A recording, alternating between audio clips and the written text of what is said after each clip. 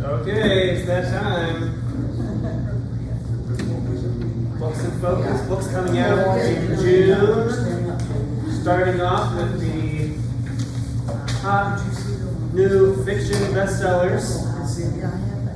So, we got a new one by Patterson and Clinton coming out. And this one involves the President of the United States is up for re-election, and her husband, a former NFL player, is on trial for murder. Whoa. Danielle Steele has a new one coming out called A Mother's Love. This one's about an empty nester and a best-selling author who encounters a thief and a new love interest during a trip to Paris. And those are two different people, the thief and the new love interest, I think. Finders Keepers is the latest in the Stuart Woods Stone Barrington series, which is now being written by Brett Battles. In this one, the title character becomes entangled in a dangerous scheme after helping his friend's niece adjust to life in New York. And in Don't Let Him In by Lisa Jewell, three women's lives shockingly collide. In this tale of deception, it starts when a young woman begins to feel suspicious about her mother's new boyfriend. Cry Havoc by Jack Carr. Here's the quick synopsis. Amidst the turbulent backdrop of 1968, Navy SEAL Tom Reese navigates a clandestine mission across Vietnam and beyond, uncovering a Soviet plot that threatens to reshape global power. Now, it was my impression that series was set in contemporary time, so I don't know if he's going back in time for this one, back to the 1968. Interesting. Preston and Child's new one is called Badlands. This is the fifth book in their series with the archaeologist named Nora Kelly. In this one, she teams up with an FBI agent to investigate bizarre deaths in the New Mexico desert. And then Riley Sager has a new one coming out called With a Vengeance. In this one, a woman lures 6 people onto a luxury train to expose their crimes against her family a decade earlier. But when a passenger is murdered, she must risk her life to protect those she sought to destroy. And then lastly on our list for today is S.A. Cosby's new one, King of Ashes. This is another rural southern noir mystery, which he's known to write. This one's about a Virginia man who gets sucked into a brutal drug syndicate when he returns home after a long absence.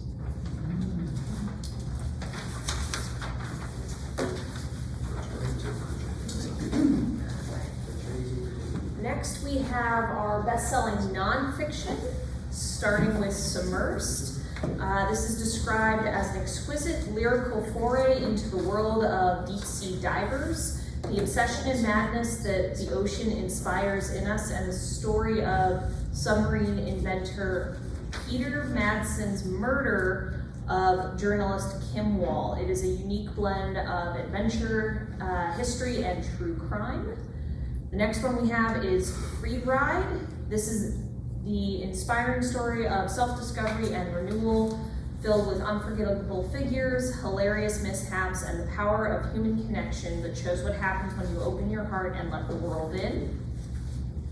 Culture Creep, which is just a very, very fun name, is by Alice Bolin, written in her singular style. This is a collection of 7 essays being described as a kaleidoscopic swirl of nostalgia and vision of the future that asks basic questions in the face of seismic cultural, political, and technological shifts as disruptive as the internet in the 90s.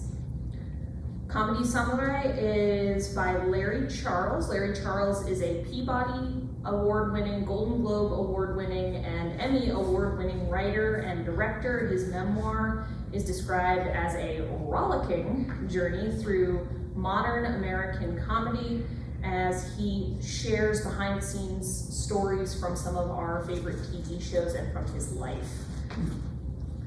Stupid TV, Be More Funny is written by Alan Siegel, a staff writer in his own right who explores the meteoric rise of the television show The Simpsons. With incisive pop culture cynicism and interviews with the show's creative team, he takes the reader inside the iconic 90s sitcom that is still running more than 35 years later.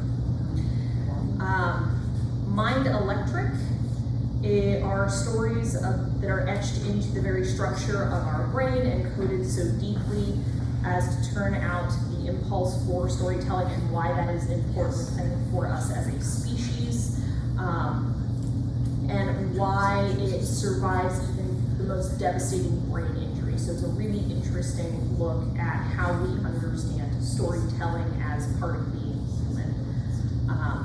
Next one is Waiting for Britney Spears by Jeff Weiss. It is a thrilling and unique perspective on the 1990s. Weiss described tracking movements of Britney Spears for a third-tier gossip rag, to use his words, in the early 2000s in the 1990s and early 2000s as he struggled to pursue his literary dreams.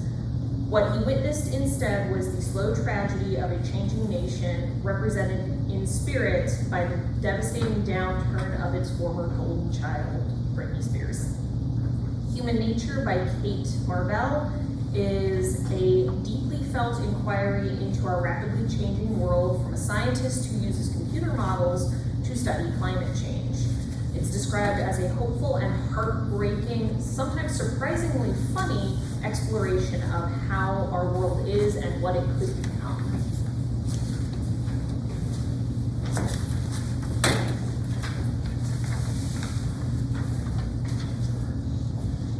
Good afternoon, ladies. I'm sick. Give me some grace. Don't Open Your Eyes by Liv Constantine. Annabelle Reynolds seems to have the perfect life, a loving husband, 2 daughters, and a fulfilling career. But when vivid, unsettling dreams begin showing her a future where her family is in danger and her marriage is unraveled, she starts to question everything. As real life events from these dreams start to come true, Annabelle realizes they are premonitions. Warning of a looming crisis. When one vision reveals her daughter Scarlett is in imminent danger, Annabelle must navigate each decision with care, unsure which choice might trigger tragedy. As her present collides with her possible future, she is forced to confront the limits of fate and whether she can rewrite it.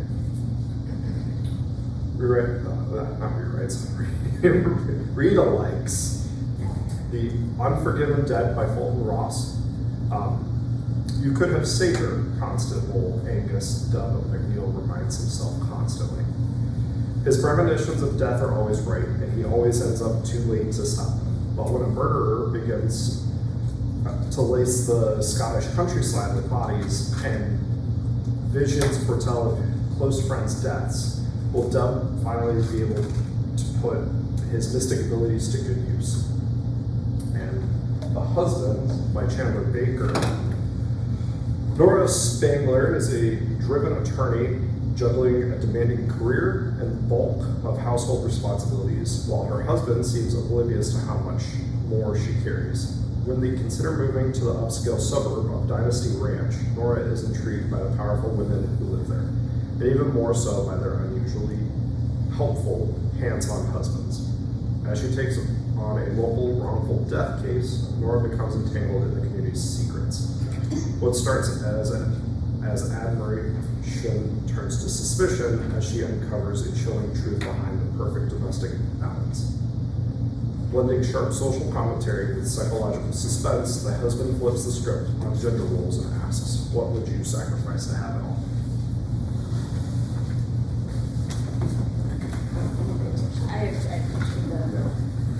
All right. The River is Waiting by Wally Lamb. Corey is struggling between becoming a new father, losing his job, and growing a secret addiction His marriage to his beloved wife Emily is now in a tailspin. And that's before he causes the tragedy that tears his family apart. This is an emotionally intense story about accountability, forgiveness, and resilience. Told in a haunting style, this powerful narrative is described as ultimately a bittersweet story about family and the things that bind us. The first read-alike I have is Saturday Night at the Lakeside Supper Club by J. Ryan Stradal. Because of its similar themes around how tragedy can shape a family.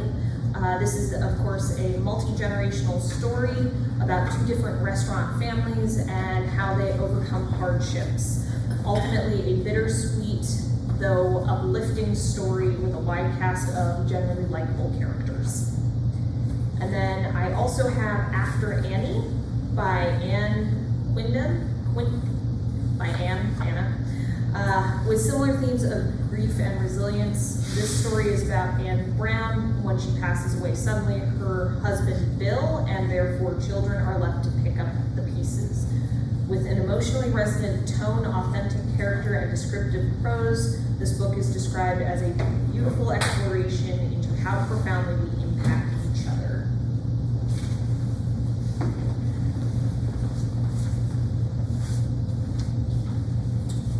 So Laura Littman is probably a name you've seen before, so this is her latest. She's a well-established mystery author. Unlike her previous works, though, that tend to be a little more serious, a little darker in tone, this one's described as a warm and cozy romp. It's also interestingly advertised as a standalone mystery, so it may or may not have any sequels. We'll have to wait and see. The main character is a former private investigator and middle-aged widow named Muriel Blossom, who, if you've read Lippman's Tess Monaghan series, this character is taken from that series. So in this book, Muriel wins the lottery and she books a French river cruise with a friend. Then the man she meets on the flight over dies suspiciously the next day.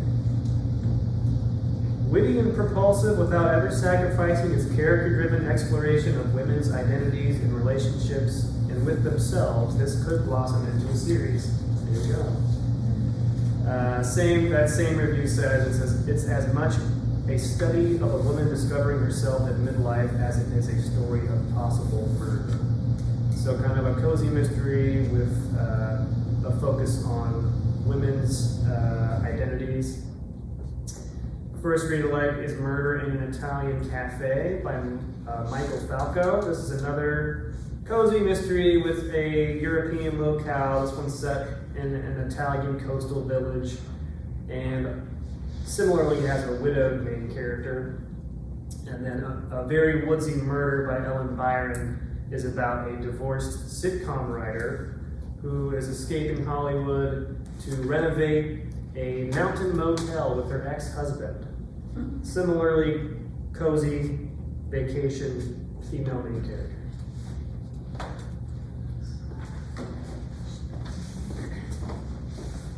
This is The Listeners. So this is this author's first adult debut. She has previously written YA.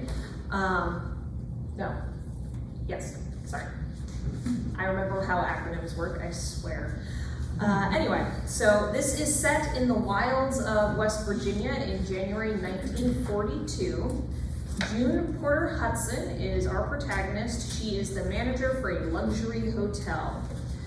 June has never met a guest she couldn't charm, but when the hotel becomes a holding area for captured access diplomats, she finds herself trying to balance the luxury standards of the hotel and the staff's rage at their new guests. This is described as painting a vivid portrait of an irresistible, quirky heroine and the world at the edge of war. The first read-alike I have is actually nonfiction. It is The 15. This book explores the treatment of German POWs who were sent stateside. This book is meticulously researched and narratively written with lots of interesting details about a little-known episode during World War II, where several ardent Nazi POWs murdered their fellow inmates who they felt had been Americanized. 15 of them were sentenced to death for the murders, and when Nazi officials in Germany learned about the situation, they condemned 15 American POWs in retaliation. Like I said, a vivid window into a forgotten piece of World War II history. Next, I have The Kitchen Front by Jennifer Ryan. As many of you know, there is a plethora of World War II fiction out there. It is very difficult to apparently find World War II fiction that is not on the war front. Finding it on stateside or on the home front is difficult, so I was excited to find this book. And it holds because it is also set on the home front of World War II, but instead of the United States, it's set in England. It is based off of some true events. 4 women in this book compete for a spot at hosting a wartime cookery program called The Kitchen Front, which was an actual program run by the BBC. It is a captivating story with descriptive historical detail about the war and the food that people survived on, with a cast of interesting characters and from a variety of wartime perspectives that are not often talked about or heard, as I mentioned. I loved. Yep. Sorry, grab my notes there for a second. So, El Dorado Drive. This is described as a shimmering, atmospheric novel of friendship, greed, and betrayal. Twice a month, the women of the Wheel meet, bringing new members, and what they do is they bring cash, they pool them all together, and then gift the cash to one of their lucky members. On the surface, this group is all about lifting up each other, as women must. But when Harper joins her sister Pam at one of these meetings, they unleash a darkness lurking in this small group. Described as intricately plotted with full of tantalizing twists and turns, this hair-raising novel explores the sinister impulses that exist in all of us. The first read like I have is This Might Hurt, because of its similar atmospheric, creepy tone and focus on relationships between sisters and cult-ish type of groups. Natalie receives a menacing email 6 months after her sister Kit has joined a group called Woodwise, who promises to help individuals maximize themselves, also described as intricately plotted as she tries to discover what is going on with her sister. The next one I have is The Marriage Pact, also because it looks at an innocuous group and sees how darkness can be lurking there at its core. In this one, newlyweds Alice and Jake are the picture-perfect couple when they receive an invitation to join an exclusive, mysterious group only known as the Pact, whose goal is just seemingly to keep married couples together. What could be wrong with that? However, things take a darker turn as they start to learn the rules of the Pact. This is described as an intricately plotted, suspenseful thriller that grows darker the further in you go.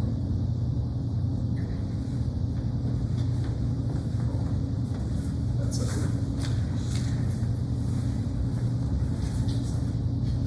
We've got 2 finders keepers on the list. This one is, I don't think, as dark as the first one. Nina Hennicutt's life has just unraveled. She just lost her job, her boyfriend, and her plans for the future. Back in her hometown and living with her parents, she unexpectedly reconnects with Quentin Bell, her childhood crush and former best friend. When Quentin suggests reviving the treasure hunt that ended their friendship years ago, Nina agrees, hoping the rumored fortune will help her start over. As they search for the elusive prize left by a local eccentric, old feelings resurface, along with the unresolved secrets that tore them apart. To claim both the treasure and a second chance at love, Nina and Quentin must confront their shared past and the truths they've buried. Reader likes are going to be Lizzie Blake's Best Mistakes by Maisie Eddings, Lizzie Blake is no stranger to making messy mistakes, from chaotic jobs to feeding flames, but she's always kept her heart off limits. That changes after a two-night stand with Rake, a guarded Aussie who's sworn off emotional attachments. When Lizzie discovers she's pregnant, Rake insists on being involved, just not emotionally. As the two navigate unexpected parenthood, share beds, and a risky baking side hustle, they slowly realize that sometimes the best things come from the biggest mistakes. And Battle of the Bookstores by Ali Brady. In this opposites attract romantic comedy, two rival bookstore managers, serious, organized Josie and laid-back, romance-loving Ryan, are forced into a high-stakes competition when their shops are merged by a new owner. Tasked with outselling each other to keep their jobs, their clashing styles spark tension and unexpected chemistry. Meanwhile, each finds comfort in an anonymous online friendship that turns out to be with their real-life rival. As professional rivalry turns into personal connection, Josie and Ryan discover that love might be the biggest plot twist of all.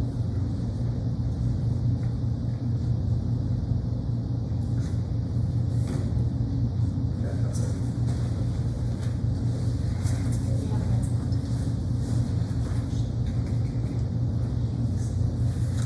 Shipwreck in Fiji is the second in a series by this author who is a Fijian Indian Australian. The first book, for what it's worth, is called A Disappearance in Fiji. So this is an historical mystery plus immersive adventure set in 1915 Fiji. You have Sikh Police Sergeant Akal Singh, who has been transferred from his former posting in Hong Kong to the much less prestigious British colony of Fiji due to a past indiscretion. And he's still being assigned inconsequential tasks by his commanding officer. Nonetheless, he stumbles into a murder investigation while escorting two visiting British ladies on a sightseeing tour. It's a lively story with engaging characters and fascinating bits about British colonial governance in Fiji. So this one you do have themes of colonialism and classism. For more in the way of mysteries featuring detectives in international settings, you could try Murder in Chianti, which has a former NYPD detective who's pulled into a murder investigation in the heart of Tuscan wine country. That's the first in the series. And Murder in Old Bombay is about a police captain who's investigating a double murder in 1892 Bombay. So this is also historical, also first in the series.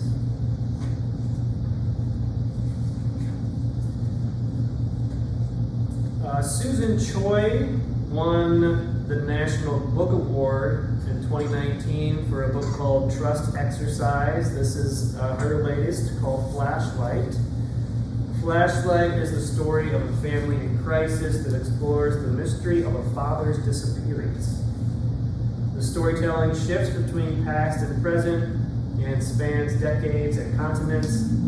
It's told from the perspective of three different characters: Sirk, who is an ethnic Korean raised in Japan, who immigrates to the United States in the 1960s to pursue an academic career.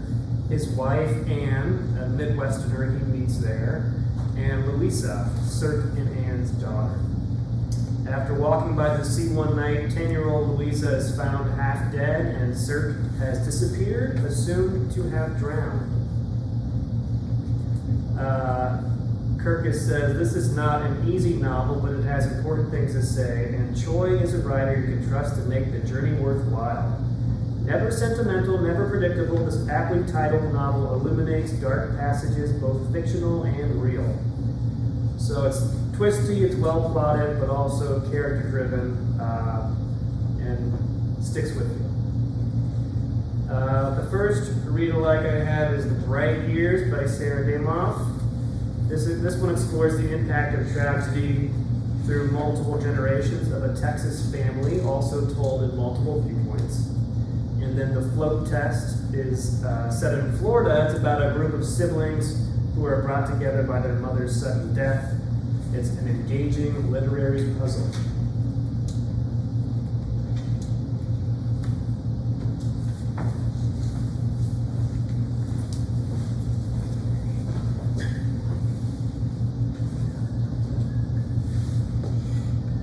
The Medusa Protocol by Rob Hart is a darkly funny sequel to Assassins Anonymous. Former assassin Astrid, once known as Azrael, has gone missing, and her old support group fears the worst. Only her sponsor, Mark, believes she might still be alive. When a suspicious pizza delivery turns up at a meeting, it hints that Astrid may be reaching out. Meanwhile, Astrid awakens in a secret prison on a remote island where a sinister doctor is digging through her memories for something crucial. Determined to escape without breaking her vow to never kill again, Astrid faces her toughest mission yet, getting out alive and staying clean. Remakes are going to be The Night Angel trilogy by Brent Weeks. Azoth has spent his life struggling to survive in the slums, where every day is a gamble. Desperate for a way out, he takes a dangerous chance by seeking to apprentice under a legendary assassin, Durzo Went.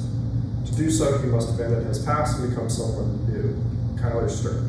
As Kyler, he enters a deadly world of assassins, political intrigue, and dark magic, where mastering the art of killing is his only path to freedom. And I'm starting to worry about The Black Box of Doom by Jason Pargan. A mysterious young woman offers a driver $200,000 cash to transport her in a large black box from Los Angeles to Washington, D.C., under strict conditions. No questions, no peeking, no phones, and they must leave immediately. As they journey across the country, wild rumors swirl online that the box is tied to a potential terror plot aimed at sparking civil war. But the truth behind the box is even more bizarre, and could alter the way we see the world.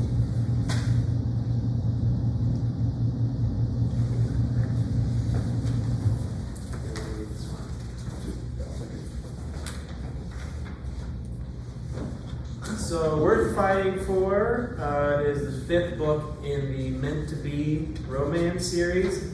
Each of the books in the series is a modern retelling of a Disney princess story, basically. Each one is written by a different author. So far they've done Cinderella, Beauty and the Beast, Little Mermaid, and Rapunzel. This one is a retelling of Mulan. So, Fa Mulan is a woman in a man's world working alongside her father in his hedge fund company. In the middle of a critical acquisition, her father falls ill, but Mulan is determined to see it through. The problem is that the company is known for its ultra-masculine whiskey brand, and they'll only trust Mulan's father with the future of their business. So Mulan decides to impersonate her father. An email leads to a face-to-face meeting, which leads to a week-long retreat at a family ranch, where she experiences an undeniable spark with Shang, the company heir. So, by the book is the Beauty and the Beast retelling. This is part of the series by Jasmine Guillory. It's about an editorial assistant, Isabel, who has to work with a beastly celebrity who is in contract to write his memoir. And the other read-alike is Finding Mr. Right. In this one, a woman begins falling for the man she hired to pretend to be the author of her manuscript so that it would get published. So you have that same theme of impersonation, also a rom-com.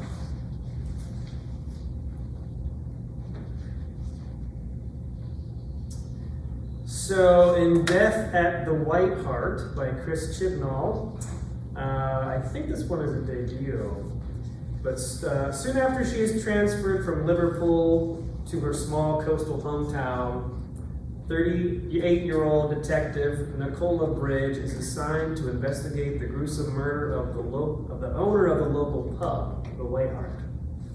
As the investigation gets underway, Nicola and her rookie partner discover an undercurrent of crime and lies beneath the town's picturesque facade. So, FYI, this author is the creator of the police TV drama called Broadchurch. I don't know if anyone's familiar with that, but he created that. One review says, Nicola is an exceptionally well-rounded sleuth whose personal challenges, including her philandering husband, help explain her aptitudes as a sensitive and skilled observer. As in his TV work, Chibnall gives equal depth to his supporting cast, making the potentially familiar premise feel lived in and consequential. So this one should be an engrossing mystery with complex plotting and good characterization. A couple read-alikes would be Deep Dark Blue by Serena Cobbler. This one is another police procedural with a female detective experiencing a change in job duties. Has a similar coastal setting. And Paper Cage is a gritty debut about a records clerk working in the police department, that is, who teams up with the detective to investigate missing children in her small New Zealand town.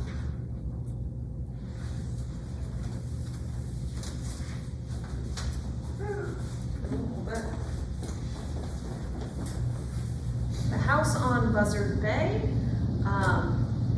As they hurtle into midlife, Jim and his closest college friends decide to rekindle their friendship at his family's generations-old vacation home along Buzzard Bay. All is going well until one of the friends disappears without a trace, and uncanny disturbances begin to occur. This is described as a chilling, atmospheric story full of twists and turns as it explores themes of friendship, maturing, and whether our youthful dreams can endure the complexities of adult life. The first read-alike I have is I'll Be Waiting by Kelly Armstrong because of its similar hair-raising, atmospheric tone, and because of its focus on the uncanny and a house set on a lake, in this case, Lake Erie. In this one, Nicola has a terminal illness, and her last moments with her dying husband go viral after a tragic car accident. She is reluctant to move forward, but arranges a seance to hopefully find some closure. But nothing is as it seems as questions begin to pop up and things start happening at the house where the seance is taking place. Again, hair-raising, chilling. I read this one. It was very creepy, in a good way. Like, it wasn't especially gory, but it was very creepy. I strongly recommend it.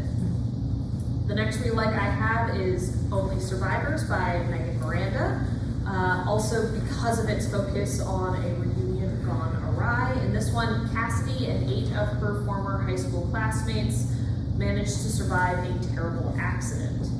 A year after the accident, one of the survivors commits suicide, and the remaining group decides to get together on the anniversary of the accident to help keep each other safe.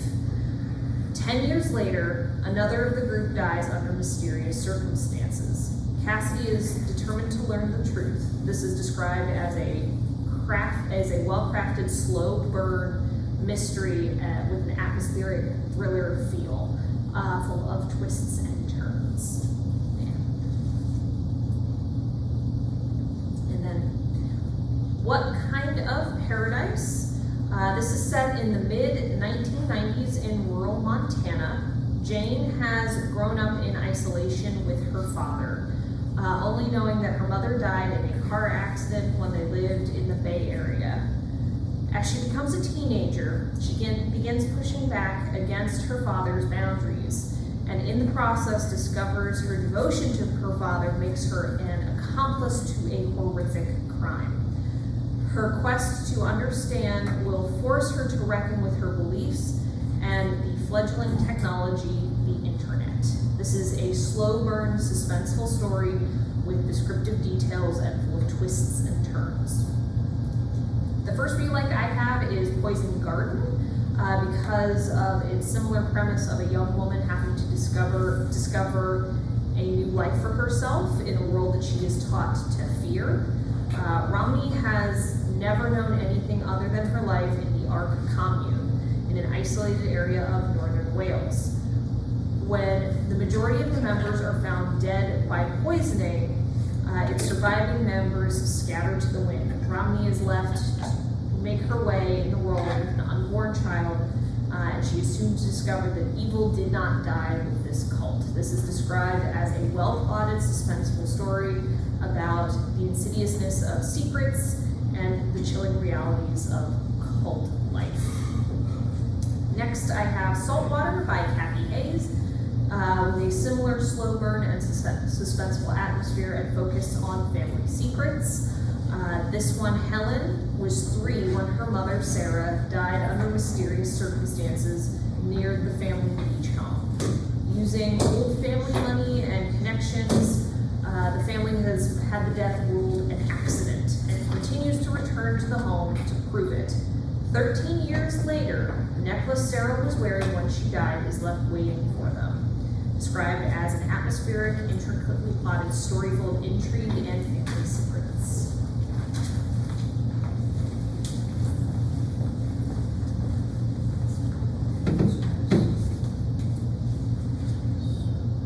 I'll be right here. It is about a young woman and the relationships she makes after immigrating from Paris to New York after World War II. There are 4 friends, and each narrates a portion of the novel.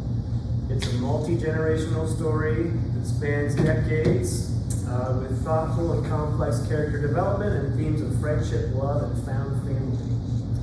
Relationships are truly at the heart of this slim novel, and readers are rewarded with Bloom's signature empathetic writing style as she explores the many ways that there are to love and to care for other people.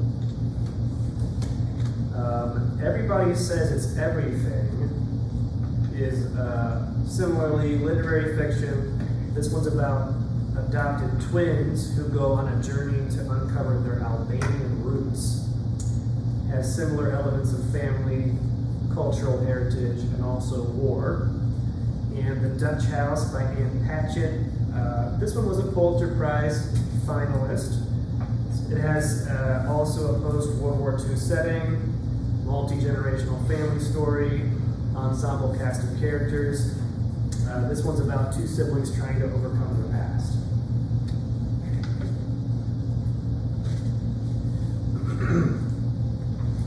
In The Compound, a young woman competes in a high-stakes reality show on a desert compound that is not merely a set, but actually serves as real shelter from a crumbling outside world. This one is a fast-paced debut that is being described as both addictive and deep.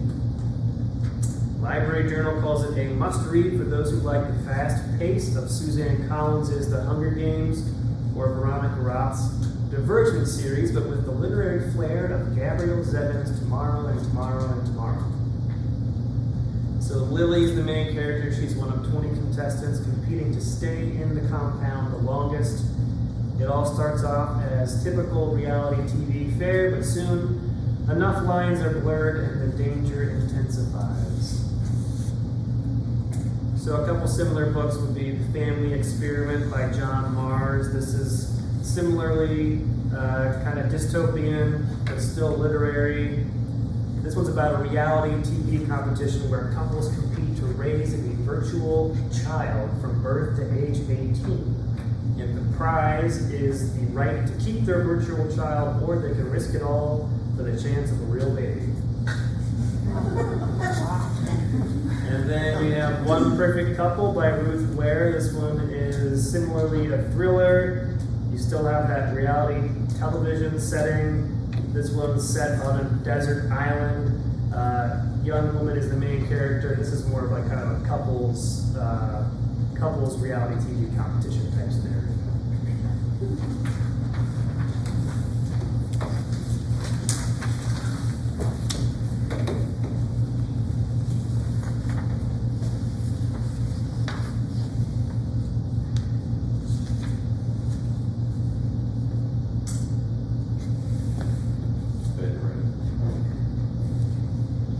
This is a sequel to a book that I reviewed last year, but I'm forgetting the name of the book, so for Christina Dodd.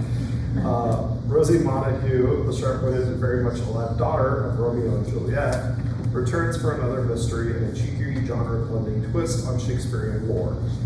At 20, Rosie is fiercely independent, romantically unlucky, and now roped into solving yet another murder. This time at the request of a ghost. Prince Aeschylus the Elder, who wants her to find his killer. As Rosie investigates, Verona simmers with revolution, old enemies resurface, and her own love story teeters on the brink. With irreverent humor, feminist flair, and a dash of the supernatural, this historical mystery delivers an adventure with a Shakespearean wink. Praise for Thus With a Kiss I Die says that it's ridiculous, but fun. All caps. Real life's kind of more on the boring side, in my opinion. The Duke and I, set in the glittering world of Regency London, the Duke and I follows Daphne Bridgerton, a well-liked but romantically overlooked young woman, and Simon Bassett, the brooding Duke of Hastings, determined to avoid marriage. The two strike a deal to fake a courtship, Simon to escape matchmaking mothers, and Daphne to boost her appeal. They quickly become the center of attention. And Murder in Highbury, by Vanessa Kelly. Emma Knightley, newly married and happily settled into life at Donwell Abbey, is enjoying a peaceful summer, managing her household and attending village events, until a shocking discovery shatters the calm. When she and her friend Harriet stumble upon the body of unpopular Miss Elton at the church altar, a murder investigation turns the quiet village of Highbury upside down. With gossip swirling in an innocent local under suspicion, Emma takes it upon herself to uncover the truth. Relying on her sharp intellect, social savvy, and determination, she delves into the secrets behind the genteel facades of her neighbors to find the real killer before another scandal strikes.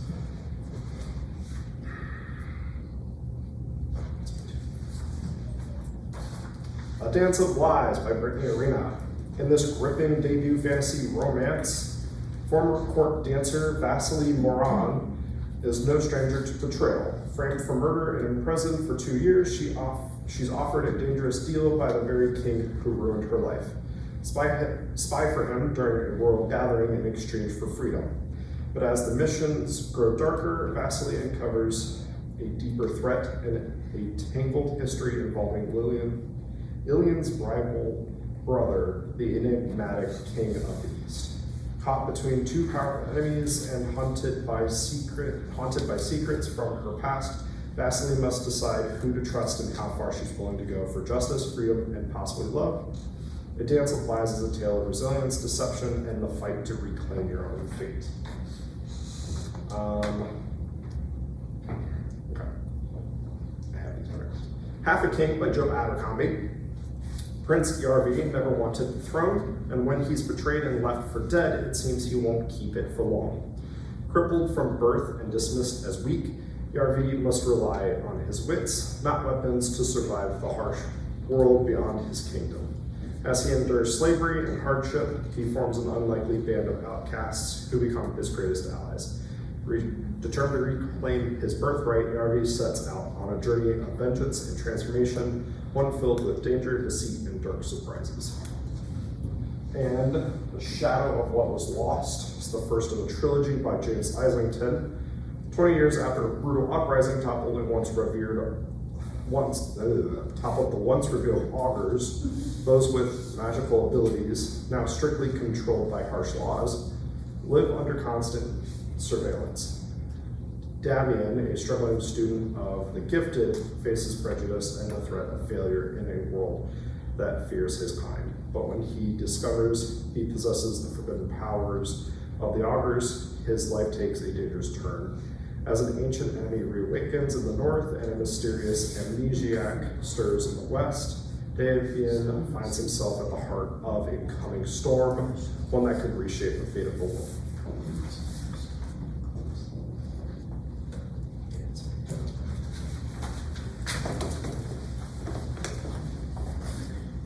The next one we have is The Folded Sky by Elizabeth Bear. This is the third in the White Space series. Our protagonist, Dr. Sunya Song, is embarking on an interstellar journey across the Milky Way to connect with an artificial intelligence known only as Baomine, a moon-sized entity that holds the key to humanity's survival survival in the cosmic challenges and unforeseen threats that are unfolding.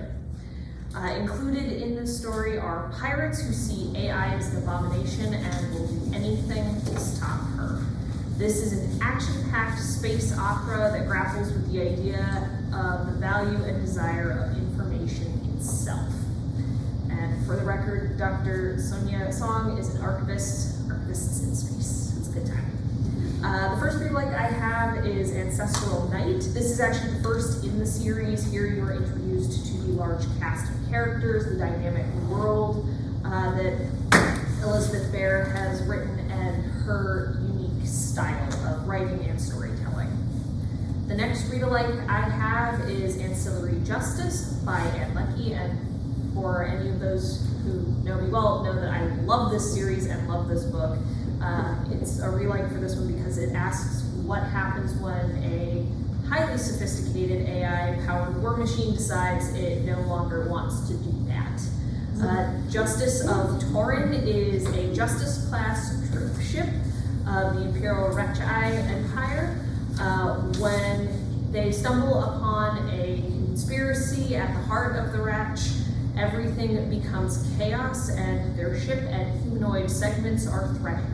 This is a compelling, immersive, complex narrative that I absolutely adore and strongly recommend.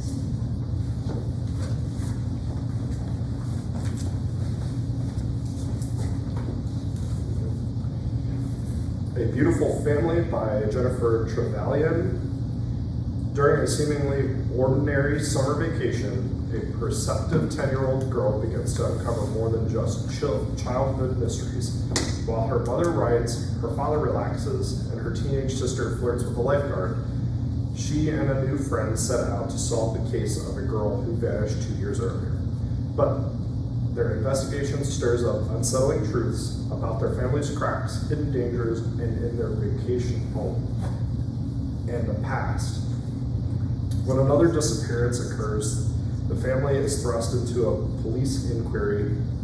In her debut, Jennifer Trevelyan delivers a gripping short story about childhood intuition, sibling bonds, and the quiet deceptions that can change everything. Read-alikes are going to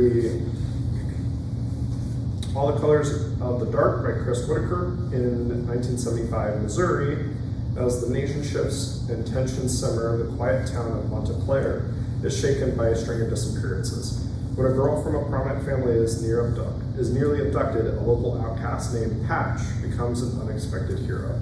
But his act of bravery sets off a chain of events that will test the limits of love, loyalty, and loss. Blending mystery, thriller, and romance, Chris Whitaker delivers a haunting story about dark secrets, fragile hope, and the thin line between salvation and sacrifice. And The God of the Woods by Liz Moore. Also in 1975, 13-year-old Barbara Van Laar disappears from her bunk at a prestigious family-run summer camp. Her vanishing shocks the tight-knit community, especially since her older brother also went missing years earlier. As the search for Barbara unfolds, long-buried secrets begin to surface, revealing complicated dynamics between the powerful Van Laar family and the working-class town they dominate. Weaving together multiple perspectives, Liz Moore delivers a haunting and intricate story of privilege, mystery, and the lasting echoes of the past. I recommend a notebook to keep track of all the characters and timelines. I'm not done. Among Friends by Hal Ebert. Two closely connected families gather at a New York country house to celebrate a 52nd birthday. What begins as a picture-perfect autumn weekend among lifelong friends unravels when buried envy and resentment erupt into a shocking act. The fallout reveals deep fractures beneath their seemingly solid relationships. with lyrical precision and the novel betrayal, privilege, and the fragile illusions that hold friendships and marriages together. Praise for among friends, wonderfully sly and subtle. Every sentence keeps you hanging in the air, waiting for the next punch to the gut. Really likes going to be little fires everywhere. By Celeste Ning. In the orderly suburb of Shaker Heights, everything is designed to run smoothly until Mia Warren, a free-spirited artist, moves in with her daughter and disrupts the status quo. As the Richardsons, a picture-perfect family, grow close to Mia and Pearl, hidden tensions begin to surface when a custody battle over a Chinese-American baby divides the town. Elena Richardson's quest to uncover Mia's past leads to consequences that will upend their lives, culminating in a shocking act by the youngest child. And Crazy Rich Asians by Kevin Kwan, it's more supposed to be a comedy. When Rachel Chu agrees to spend the summer in Singapore with her boyfriend Nick Young, she expects the quiet family visit. Instead, she's plunged into a world of unimaginable wealth, private jets, and high society drama. Because Nick isn't just any boyfriend, he is one of Asia's most sought-after bachelors from an ultra-rich, powerful family.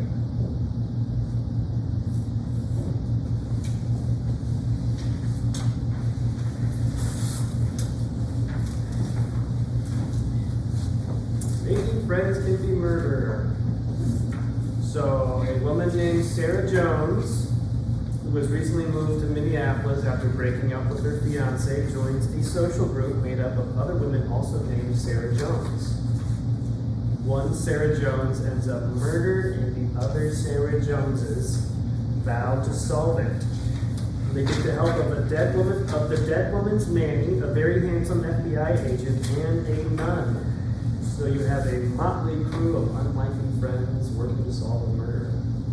It's a lighthearted, playful mystery that explores themes of identity, loyalty, and forgiveness. One reviewer did suggest this for fans of Richard Osman. Here are a couple other read-alikes. Mother-Daughter Murder Night by Nina Simon is another more lighthearted, female-driven mystery featuring a mother-daughter team of amateur sleuths trying to find a murderer. And Nosy Neighbors is another lighter mystery with a lot of similar elements. You have two unlikely female friends working together to save their apartment building. Also a mystery.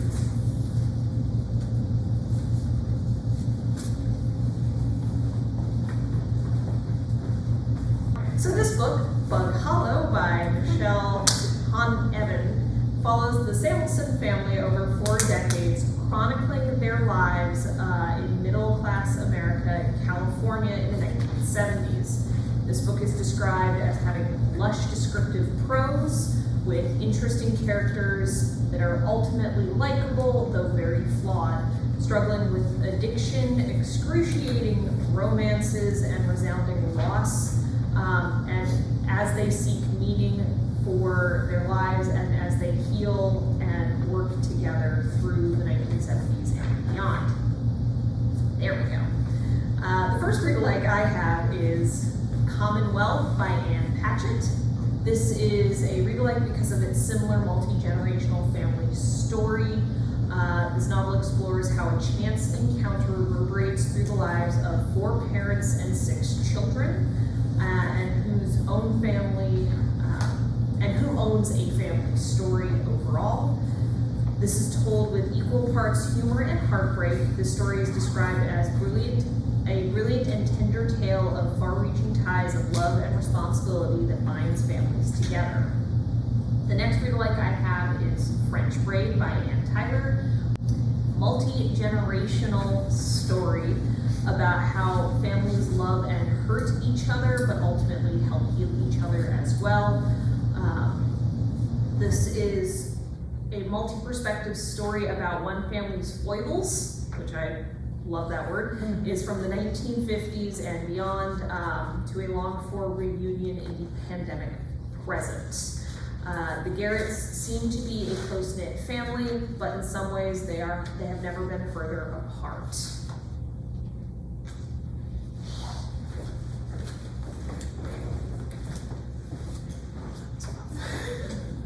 The Catch is by Yrsa Daley Ward, and it has been named one of the most anticipated books of 2025 by Time, Publishers Weekly, Lit Hub, and a few others. This is a striking debut novel. Estranged twins, Clara and Dempsey, are forced back into each other's lives when Clara spots a woman in London who looks exactly like their long-lost mother. Only this version hasn't aged and appears to have lived a life untouched by motherhood. Clara, a reckless celebrity author, eagerly embraces the mysterious woman, while cautious, reclusive Dempsey suspects a con. As tensions rise and the sisters clash over the stranger's identity, they are pushed towards a reckoning with their fractured past. Blending emotional depth with speculative twists, the novel explores identity, motherhood, and the radical act of choosing one's self. Real lights are going to be Bear by Julia Phillips.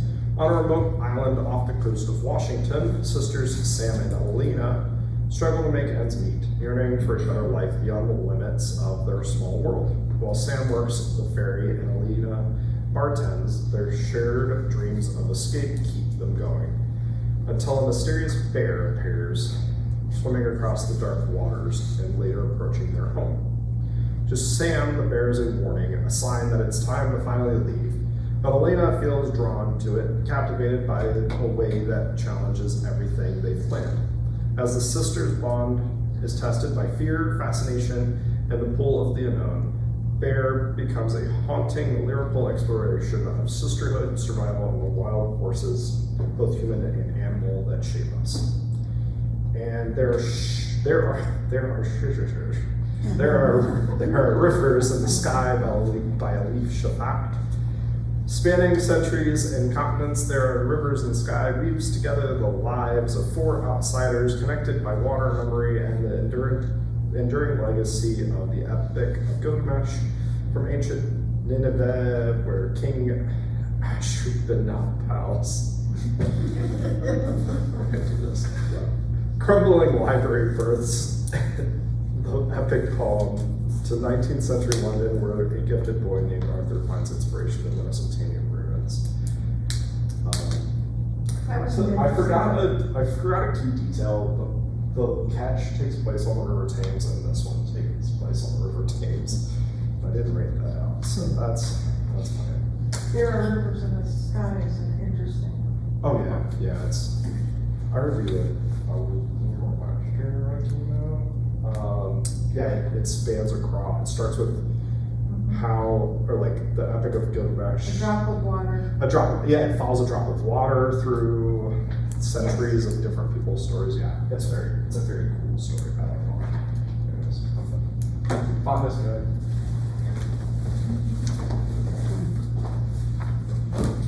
A Botanist's Guide to Rituals and Revenge. This is the fourth in the Saffron Everly series.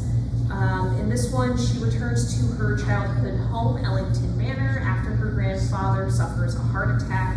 An enigmatic doctor and scheming spiritualist cause tensions to rise as questions about Saffron's father's work begin to surface.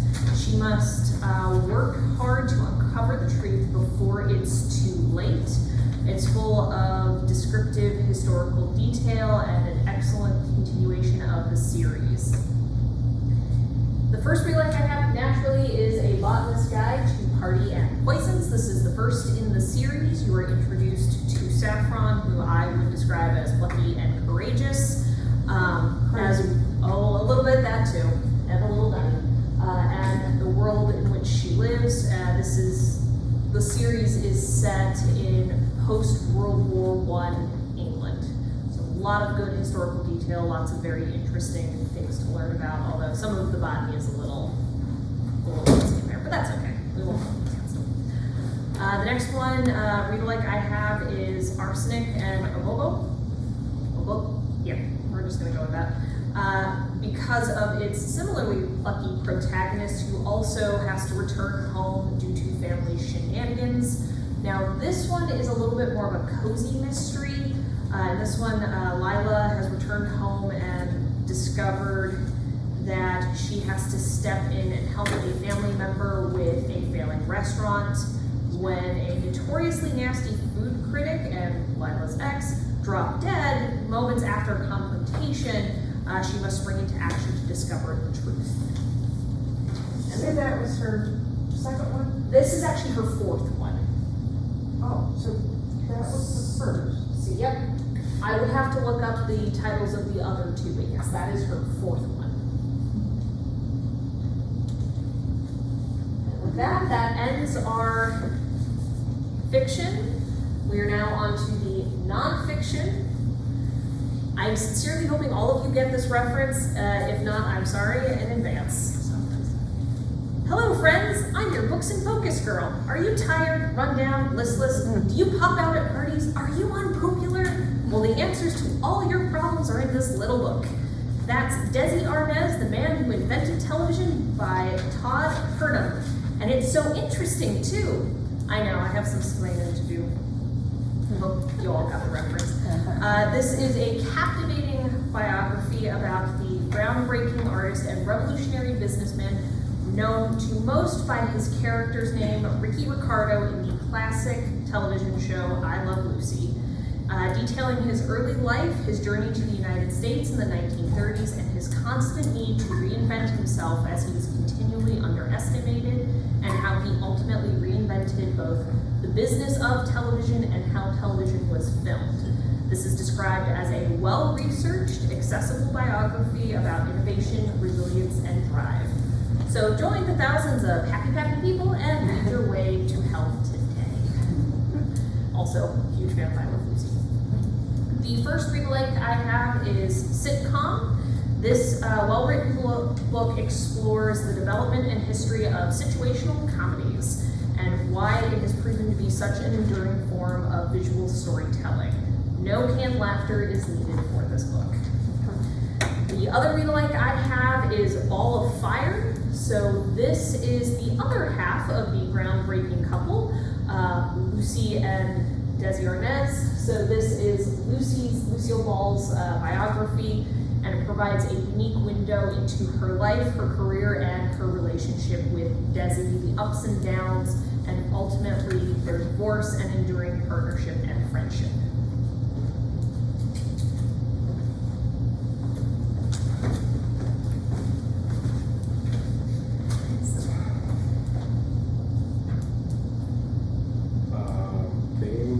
Also, another most anticipated book of 2025, Murderland by Caroline Fraser, who is a Pulitzer Prize-winning author, delves into the chilling history of serial killers in the Pacific Northwest, exploring why this region became home to some of America's most notorious murderers, including Ted Bundy, the Green River Killer, and the I-5 Killer. Fraser, who grew up near Bundy's hunting grounds, investigates a terrifying pattern of violence that spanned the 70s and 80s. Through her gripping exploration, these killers' lives and crimes, Fraser uncovers a disturbing connection between environmental destruction, specifically toxic industrial pollution, and the emergence of a new breed of psychopaths. Murderland goes beyond true crime to examine how environmental hazards may have shaped the minds of the killers, revealing a hidden, darker side to American history. Read-alikes are going to be The Midnight Assassin by Skip Hollandsworth. In the late 1800s, as Austin, Texas began transforming from a quiet frontier town into a modern city. Modern city, a chilling wave of murders shattered its sense of progress long before the term serial killer entered the public imagination.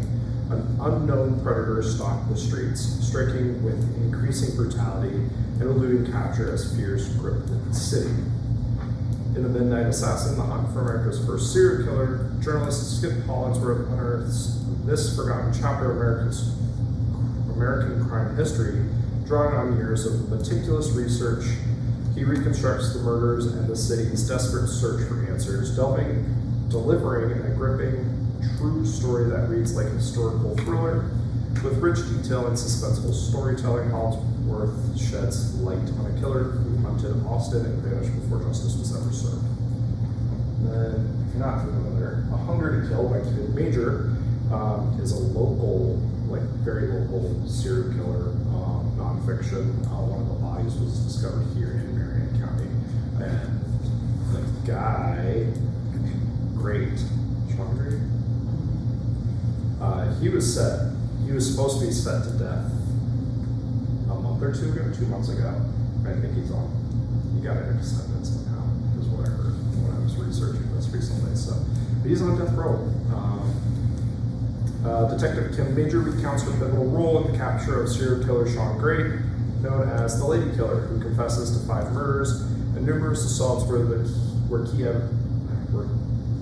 key to his eviction and death sentence. When Gray was arrested in Ashland, he fixated on Major, believing he could manipulate her as he had his victims. However, Major, a seasoned expert in sex crimes, outsmarted him using psychological tactics over 8 intense days of interviews to extract his damning confessions. Co-authored with Lisa Pulitzer, this gripping memoir offers an inside look at the high-stakes psychological battle and the personal toll it took on Major as she confronted one of America's most horrific criminals.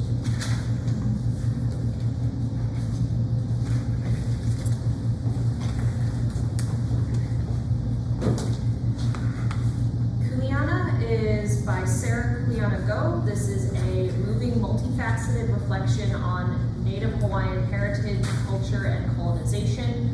Go is a journalist and part of a large, sprawling Hawaiian family, most of whom are no longer raised on the islands. And this book describes her family's struggle to keep a parcel of land on Maui that has been passed down through the generations. She explores the challenges and joys of preserving and passing down indigenous history and culture, as well as the current efforts to protect Native Hawaiian land, language, and tradition. The first read-alike I have is Lost Kingdom. This is a well-crafted history that deftly weaves together the history of Hawaii from the first Polynesians who landed there sometime around 200 AD to the arrival of the British in the latter 1700s and America's forced annexation. At the center of the book is Queen Liliuokalani, who is the last queen of Hawaii, and her attempts to protect both her people, her kingdom, and her rights, as well as her people's rights, until she is unfortunately overthrown by American imperial ambition. The other read-alike I have is actually a fiction title. This is Hula by Jasmine Iolani Hanks. At its core, this book is a multi-generational saga about 3 women who are trying to hold on to their heritage and way of life, despite being divided by philosophies of what it means to be part of the family and to belong. This is a steady-paced, multi-layered, issue-oriented story that has heavy themes around motherhood, birthright, and family. It also includes a wealth of detail about the history of Hawaii.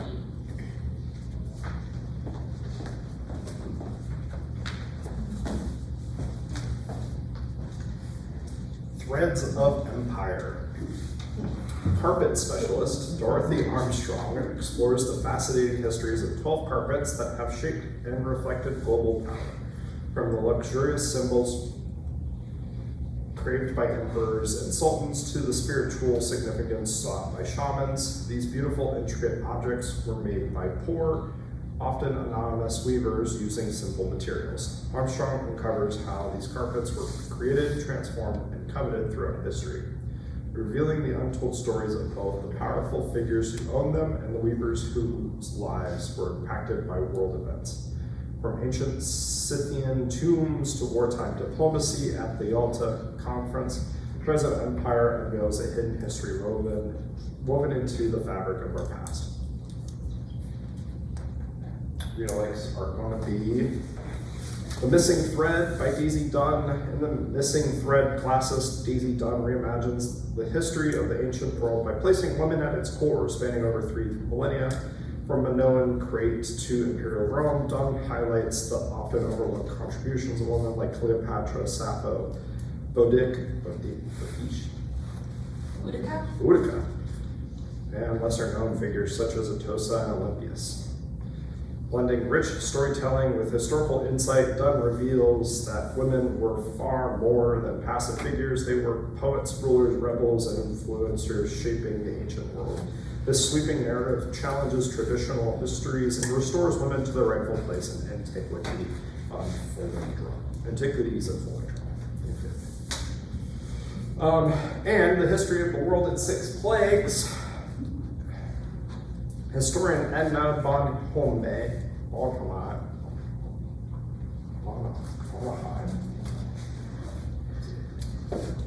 I should get it. Traces how major disease outbreaks from cholera to HIV to Ebola and COVID-19 have not only devastated populations, but also deepened existing inequalities across race, class, gender, and geography. Drawing on rich historical research and cultural analysis, the author reveals how these plagues were shaped by human decisions and systems of power, and how they in turn reinforce injustice. Spanning continents and centuries, this powerful narrative exposes the discriminatory policies and societal failures that turn disease into disaster, both a compelling history and a call to action. 6 Plagues urges us to confront how we handle public health and who is left behind when we don't.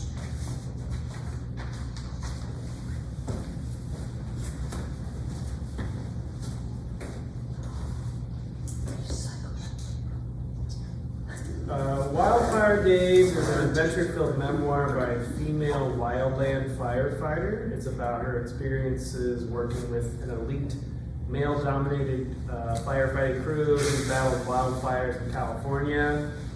The author's experience with firefighting began in 2018 after she moved to Northern California and ended up volunteering to help fight the wildfires that were threatening her new town.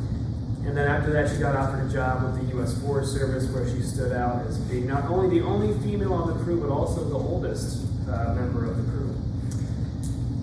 One reviewer says, Ramsey is as agile a writer as she was a firefighter, with a welcome sense of humor. For more similar reads, Life Undercover by Amaryllis Fox is another memoir about a female in a dangerous job. This one is about her 10 years in the most elite clandestine ops unit of the CIA. And then if you're interested in reading more about wildfires, particularly California wildfires, Fire in Paradise would be a good read. This one is written by 2 reporters who tell the story of the worst American wildfire in a century, again in California. It also explores the science of wildfires and the relationship with climate change. And lastly, we have Gunfighters by Brian Burrow, examining the historical reality behind the myth of the Wild West. This account explores how post-Civil War Texas became a breeding ground for widespread violence, shaping gunfighter culture that spread across the American frontier and later became enshrined in popular imagination. So you do have characters that you've heard of before, like Wyatt Earp, Wild Bill Hickok, Butch Cassidy, as well as lesser-known figures.